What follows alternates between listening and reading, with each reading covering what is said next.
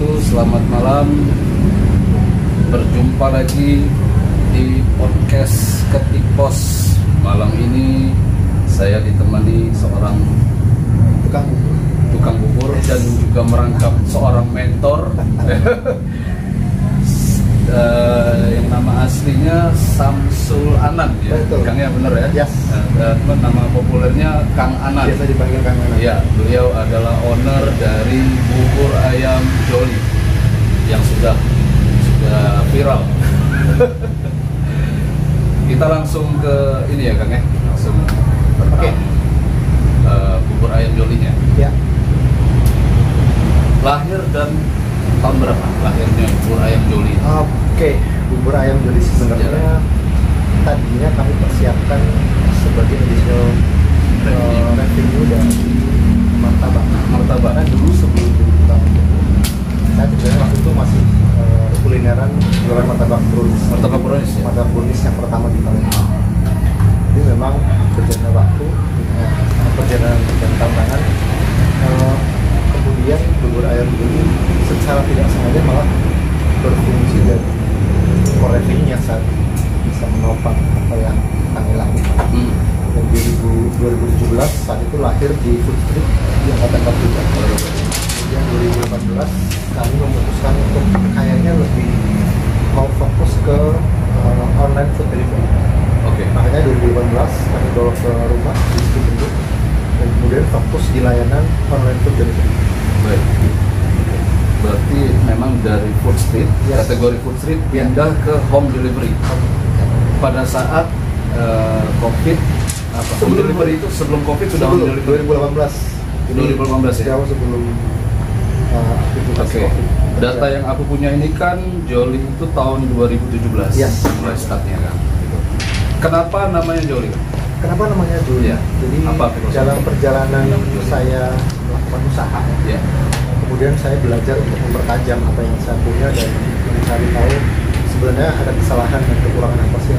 Kemudian saya belajar ke beberapa guru yang saya anggap di Indonesia itu mumpuni. Jadi salah satu ruang yang saya incar itu fokus ke dunia branding.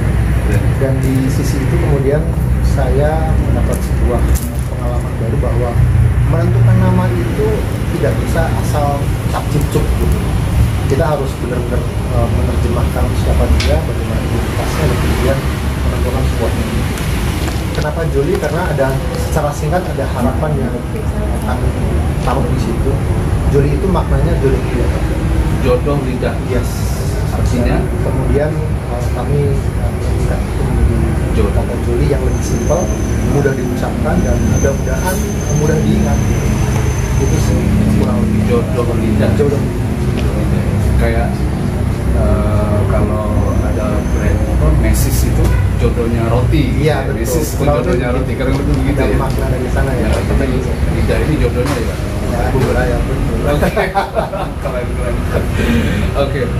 Dari data yang aku punya kan, ya, bubur ayam Joli ini sudah mendapatkan achievement di tahun 2020 Ya. dari FSI atau Food Startup Indonesia. Alhamdulillah. Ya, mewakili sukses. Ya, betul ya, Alhamdulillah. betul ya. Dari 4.300 peserta seluruh Indonesia, Ya. masuk 1.000 besar, Ya. kemudian dikurasi menjadi 25 besar. Ya, 100 Betul. dulu sih. 100 dari 1.000 dulu. besar, sorry, Ya. ke 100 besar, kemudian dikurasi menjadi 25 besar dan diundang ke Bali. Ya. Satu-satunya mewakili Sumsel. Saat itu seingat saya iya. Iya. Karena mewakili Sumsel dan Oke, gimana prosesnya itu? Bisa ke situ. prosesnya sebenarnya menguras energi waktu itu karena di FSI sebelumnya kami mendaftar, kemudian kita lolos kurasi administratif, kemudian Di tahun sebelumnya, Iya. 2022. 2022 Ah, saya 2019 ya, 2019. Nah, kemudian saya berpikir kenapa saya tidak bisa lolos, dan kemudian saya mencari tahu bagaimana untuk bisa lolos. Alhamdulillah 2020 dengan segala daya upaya saya belajar lolos kurasi administratif dan ternyata peserta banyak. Waktu itu sempat sedikit down karena ternyata peserta yang ikut itu satu katakanlah industri sudah besar, Iya. brand-brandnya sudah terkenal, bahkan dengan cabang di mana-mana. Kemudian saya memberanikan diri bahwa meskipun mereka sudah besar, saya pun sepertinya kita jangan menyerah karena kita punya hak yang sama untuk bisa kata dan Dan di perjalanannya alhamdulillah ketika demo day, kami diundang demo day untuk mempertanggungjawabkan bubur ayam joli itu siapa sih? 3 hari ya? 3 hari itu kami diminta pertanggungjawaban dalam sebuah ruangan ketemu juri. Di situ ada bisnis pasti, kemudian coach yang sudah ada bisnis advisor, ada tes, iya betul, ada orang yang ngerti gizi, ada ahli chef yang dari restorannya juga. Jadi benar-benar kami dimintai pertanggungjawaban apa, bagaimana, seperti apa strategi dan sampai di titik yang sekarang itu apa itu. Dan komposisinya juga Sampai ke tes betul. komposisi. Itu semua dimintai. Dan itu masuk di katalog resmi paling keren. Alhamdulillah masuk tercatat bisa. Iya, tercatat di situ ya. Sampai hari ini. Sampai hari ini. Selama ini Belum terkalahkan ya. yang enggak sih, sebenarnya ini bukan kalah dan menang, tapi di titik itu saya bangga gitu, bahwa capaian. meskipun sebuah produk tradisional, tapi ada satu capaian yang ternyata bahkan sampai ke nasional yang bubur ayam joli itu bisa. Ya, buat saya itu membanggakan, sangat membanggakan. Dan cuma ada di Palembang bubur ayam joli ini. Saat ini sudah ada di Kota Karawang. Oh, sudah ada di Kota Iya. Kota Karawang sudah ada 2 tempat. Baik. Berarti ada sistem franchise ya? Kang Anam udah bikin Kebetulan yang di Karawang itu ada hubungan keluarga, tapi tetap katakanlah ada apa ya, semacam sistemnya. Karena controllingnya tetap dari kita. Baik. Oke. Ini keren banget nih Kang. Terus kita pengen tahu konsep bubur ayam tanpa kuah, bukan tanpa kuah nih. Iya. Kan karena gini lah, bubur itu kan identik dengan makanan orang sakit. Iya, Terus betul. kenapa ini bisa di branding menjadi sebuah makanan kudapan yang lezat dan Dari pagi hingga malam. Iya. Itu Itu ya. ya jam 9 Iya. malam. Nah, sebenarnya awal mulanya itu tadi yang tadi saya sempat singgung, bahwa di tengah perjalanan saya membangun usaha, saya merasa butuh sekali banyak perlengkapan keilmuan, juga saya belajar beberapa materi, salah satunya itu fokus mau kemana. Dan kemudian saya melakukan riset kecil-kecilan saat itu di Palembang. Hampir yang saya temui 1 tahun itu bubur ayam di Palembang bisa dibilang hampir semua itu berkuah. Kuah kuning, kuah hampir semuanya bisa dibilang. Saya pikir kenapa harus yang begitu dari sisi fitur ya? Iya. Kemudian saya mempertajam, oke, saya kepengen berbeda, tapi berbedanya bukan hanya sisi fitur saja yang mudah dibuka. Kemudian itulah kenapa salah satunya 2018 saya menggeser posisi kategorinya dari jalan ke online food delivery yang waktu itu belum ada. Jadi belum bisa dibilang belum ada, memang pemainnya belum ada. Maka mungkin bubur ayam joli bisa dibilang kategori bubur ayam tanpa kuah yang online food delivery saya yang pertama. Oke. Yang Joli pionir ya. pelopor ya. Berarti ya. Bubur ayam tanpa kuah kategori Online food delivery. online food delivery. Tentunya itu pasti by riset gitu kan. Iya. Nggak sembarangan. Ternyata harus begitu sih. Iya, kan karena pasti kan begitu. Iya. Ada data yang Betul. dengan riset gitu ya. Gitu kan. Terus kalau misalnya kan gini kan untuk bubur ayam joli ini kan lahirnya kan di sini kan di Palembang ya. Iya. Nah, tentu kan Kang Anan pasti ada langkah tuh step by stepnya, mulai dari menyiapkan SDM-nya tim, terus ada error, Oh pasti. ada Try and error. errornya gitu. Ya. Nah, itu gimana prosesnya? Hampir semuanya mungkin mengalami sih. Ya. Ini klise sih. Ya. Cuman kadang-kala ada jebakan-jebakan yang buat teman-teman saat ini masih ada yang mengabaikan. Contoh tuh kayak gitu. Dari awal kita bikin usaha, kita kepengennya kalau di teman-teman yang sekarang saya lihat banyak teman-teman yang maunya tuh langsung punya pegawai. Iya, iya. Saya pikir justru jangan dulu, karena kan namanya kita pemula, mestinya justru kita sebagai owner itu tahu banget dari A to Z-nya seperti apa tuh harus kita yang tahu, bahkan sampai ke belanja, sampai ke How to systemize it. itu harusnya kita yang jangan dari awal kita langsung berpikir gua mau jadi bos gitu.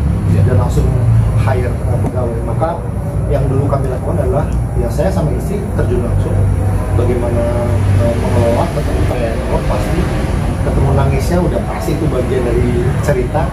Mungkin teman-teman yang sakit ngalamin juga kayak gitu, tapi disitulah mungkin nikmatnya ketika katakanlah terlewati sedikit demi sedikit tantangan kemudian terpecahkan. Kami merasa bangga bahwa kami ada di situ dan kami tahu betul bagaimana sistemasi yang berjalan. Kemudian saat ini pelan-pelan diduplikasi. Jadi saat ini kami punya 7 pegawai wanita yang alhamdulillah bisa berdampak untuk lingkungan karena rumahnya bisa berdekatan dan ternyata mereka juga bagian dari belanggung keluarga. Saya happy sekali ada di posisi yang sekarang. Jadi dengan tujuan kita ini, ya mudah-mudahan kami bisa bertumbuh bersama gitu ya, masuk di tahun saat ini tahun ke-7 berjalan. Tahun ke-7 ya. Alhamdulillah bisa sukses dan ya mudah-mudahan bisa besar. Baik. Unggulannya kan selain ya produknya apa aja? Produknya dari awal dari ada yang lain dari awal kita memang fokusnya ke konsen ke bubur ayam. Kemudian dengan perjalanan kita menambah dari minuman ada minuman panas dan kemudian menambah ke snackingnya juga. Jadi ada lumpia, ada somai, ada cakwe gorengnya juga. Jadi sementara untuk katakanlah memenuhi keinginan dari konsumen saat ini mungkin cukup. Suatu hari kepengennya sih punya stand outlet yang basic seperti ini mudah-mudahan. Oke. Dan kita mudah-mudahan di titik itu kita udah jauh lebih siap dengan masing-masing kita. Karena buat saya memang karena tidak mudah untuk bisa membuat sistem modifikasi dan mendeliver ke pegawai. Habis banyak energi kan? Habis energi. Ya, kalau dulu ada sinetron tukang bubur naik haji, ini tukang bubur berangkat umroh diundang ke Bali. Diundang ke Bali untuk menerima achievement tadi. Keren. 2023 tahun lalu alhamdulillah Joli dapat achievement baru, juara 3 untuk festival UMKM yang diadakan sama Pertamina tahun 2023 ya. Pertamina dari nasional. Oh, dari nasional. Juara 3 ya? Juara 3.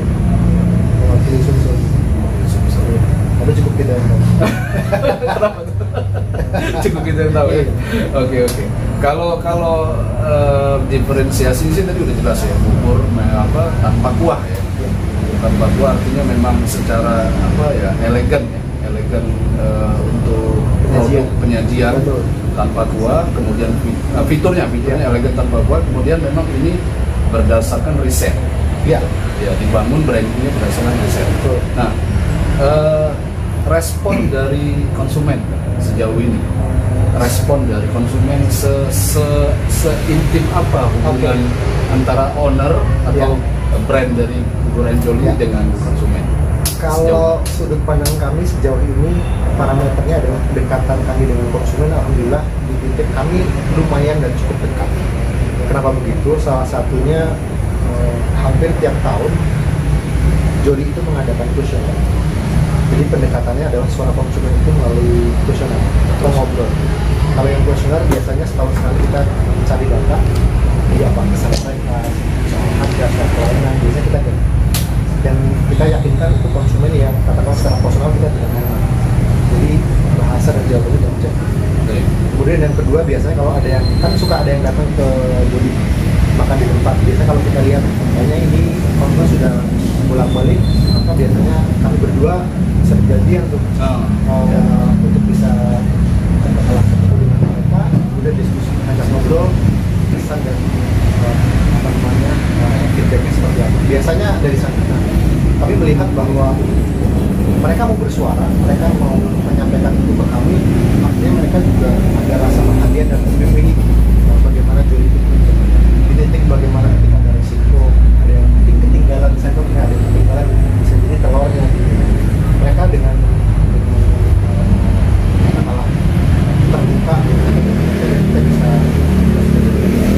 so far kami menganggapnya pendekatan kami dinilai cukup baik. Kalau katakanlah kondisi tidak baik, saya rasa mereka juga tidak bersuara, tidak mau menyampaikan isi dan hati mereka gitu ya, atau mereka bisa menyampaikan itu di media sosial yang saat ini satu tempat yang dengan mudah itu bisa menyebar informasi. Itu yang kami jaga. Suara mereka buat Joli itu penting sekali. Artinya masukan dari mereka itu menjadi motivasi. Iya. Joli bertumbuh menjadi baik. Betul. Terus kalau sejauh ini Kang Ana lihat komen-komen di medsos, di Instagramnya Joli atau apa ada komen-komen yang hate speech atau yang haters gitu? Kalau itu sih bisa dibilang udah pasti ada. Pasti ada ya. Kita tidak bisa melayani semua orang dengan tipikal kami yang ada yang memang katakanlah kurang cocok dengan harga misalnya, atau ada yang kurang cocok dengan volume buburnya. Karena kan kami di Joli itu kan semuanya ada variable yang kita bisa cita. Ada yang menganggap buburnya terlalu sedikit nih volumenya, tapi buat sebagian besar konsumen kita ternyata buat mereka pas-pas saja. Jadi kalau soal hand speed, rasanya itu hal yang wajar terjadi di semua brand dan semua industri itu muncul. Saya pikir itu wajar. Tinggal bagaimana kita mengelola itu menjadi sebuah kegiatan ke depan yang lebih positif bagaimana kita merespon. Di era digital sekarang, dari sudut pandang Joli atau Kang Ana, seberapa besar peran media sosial membantu sel penjualan Joli? Kalau seberapa besar, besar banget. Terutama kami memang fokus di 2018 kesini kan memang fokusnya di online food delivery. Maka kami harus satu hadir, kemudian yang kedua adalah menjaga kehadiran kita di situ dengan baik dan menjaga nama baik kan. Itulah kenapa kami berdua, terutama kalau istri ya, itu terbilang detail ya, mungkin kalau bahasa teman-teman tuh rewel gitu. Rewel dalam arti karena kita ingin menjaga apa yang kita miliki, maka kita rewel untuk pegawai. Karena kunci yang kami berikan ke pegawai itu, konsumen harus mendapatkan layanan produk kualitas yang terbaik. Jadi kalau ada dirasa katakanlah maaf, kayaknya ayamnya bau, mendingan jangan jualan. Kayaknya buburnya kok cair, mendingan jangan jualan. Atau kita buang. Itu menjadi sebuah kompensasi resiko karena kita ketemu dengan meskipun kadang-kadang ya satu dua terjadi let's say kebocoran bahwa setelah dicicip kemudian di human error lah ya, human error terjadi, tiba-tiba ada yang miss aja. Kita menyampaikan bahwa ini kayaknya buburnya kurang baik hari ini. Itu muncul, artinya tetap muncul. Karena dari yang info yang aku dapat lagi-lagi Kang, aku tahu bahwa bubur ayam Joli itu adalah sebuah brand, sebuah produk yang memang timnya orang-orang itu senang untuk evaluasi. Alhamdulillah bertumbuh ya, dan terus senang dengan proses belajarnya. Ini investigasinya luar biasa ya. Iya. Dalam ya. Iya, itu yang aku dapat tuh. Jadi memang senang evaluasi memang. Jadi kritikan negatif itu malah dianggap menjadi satu value untuk bertumbuh. Iya. Gitu. Kami sih menilainya sisi itu penting sih, karena bagaimanapun kita kan nggak bisa ngontrol ya bagaimana respon dan feedback orang. Yang bisa kita kontrol adalah apa yang bisa kita lakukan ke konsumen yang pelanggan kita. Iya. Dan jadi itu kalau kita menganggap sudah maksimal, sudah ikhtiar, sudah oke, kayak masa iya sih ada risiko, meskipun sesekali pasti punya risiko. Iya. Pasti terjadi juga. Paling tidak kita sudah maksimal di beberapa persiapan, persediaan bahan baku dan bagaimana pelayanan. Kalau challenge-nya Kak sekarang, challenge-nya bubur Joli ini, apakah kompetitor kah? Apakah apa yang menjadi challenge? Oke. Kalau challenge, kami melihat gitu. Sebenarnya kompetitor itu udah masih mempengaruhi ya. Tapi mempengaruhi, kita pengen melihatnya dari sisi positif bahwa ada teman berlari, maka kita kalau pengen lebih jauh ya larinya lebih jauh ya tenaga kita harus bisa lebih ekstra disiapkan. Tapi kami lebih sering diskusi untuk internalisasi. Jadi kita melihat sebenarnya yang terjadi di internal itu apa sih? Dapurnya gimana? Dapur gimana? Ketersediaan alat dan SDM kita seperti apa gitu. Jadi sebenarnya kami lebih sering kayak ngubah itu di sisi bapak efek keluarnya itu mungkin kayak ya sudahlah biarin. Produk kita kan memang siapa sih yang nggak bisa bikin bubur ayam? Kita ngobrol begini mungkin subjek itu 20 menit, kalau nonton YouTube Google mudah lah gitu. Tutorial bikin ayam. Di stick itu kan kita nggak bisa ngontrol gitu. Yang bisa kita kontrol adalah internalisasi kita, bagaimana kita mempersiapkan diri mempersembahkan yang terbaik buat pelanggan. Jadi memang salah satu fokusnya memang lebih ke internal ya, mengulik internal apa yang menjadi harus dibenahi, apa yang harus dievaluasi. Selalu ke situ kalau Selalu ke situ ya. Baik. Oke, pertanyaan terakhir di segmen pertama ini tentang Bubur Ayam Joli adalah apa planning agenda Bubur Ayam Joli ke depan? Kalau bahasa kami secara internal statementnya di 2024 mempersiapkan yuk 2025 itu kita mulai belajar berlari. Iya. Selama ini kami fundamentalnya sudah merasa cukup. Tantangan di sisi katakanlah basic membangunnya 5 tahun sudah mulai cukup, jalannya sudah cukup. Maka ayo kita lakukan ototnya untuk berlari.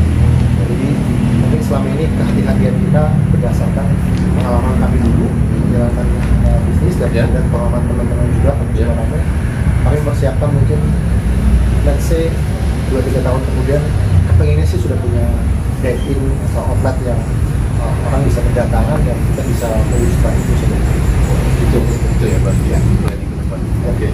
Oke, itu tadi obrolan kita tentang Bubur Ayam Joli. Jadi Kak Nasir sudah diizinkan ke mana lah? Sip dah, Bubur Ayam Joli. Keren ya? Ya itu mangkoknya ada di sana. Iya, ini produknya yang belum saya makan. Ini namanya Bubur Ayam Joli ya. Konsumennya memang berbeda dari yang ininya Kang, tolong di spill akun Instagramnya Bubur Ayam Joli dan alamatnya. Oke, kalau di Instagram itu namanya bubur _ayam_joli JOLI ya. Jadi itu akun Instagram. Kalau beli langsung bisa melalui GoFood atau apa namanya GoFood dan Shopee Food. Tiga-tiganya ada ya? Atau bisa datang ke tempat kami di Stipendium di Jalan Bendung, Lorong Melati. Ya, saat ini bisa datang ke sana. Tentunya jamnya. Kalau jam operasional kami buka dari jam 6:30 pagi sampai jam 9 malam. Dan biasa menerima pesanan dari korporat selama ini. Jadi bisa untuk acara gathering, meeting, kita insya Allah ready. Mau berapa? Ayo, tinggal ngomong aja. Langsung gas, siap. Itu kita segmen pertama kita akhiri dulu. Akan kita sambung di segmen kedua. Ya.